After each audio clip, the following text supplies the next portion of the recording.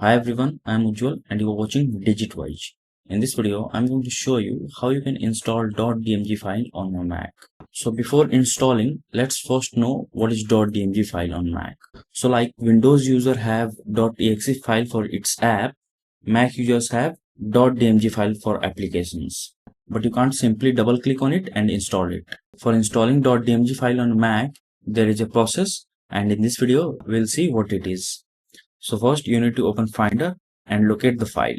If you have downloaded that DMG file from the internet, that probably in the downloads folder. So go in downloads folder, and here you can see I want to download chatgpt.dmg file. So I simply right click on it.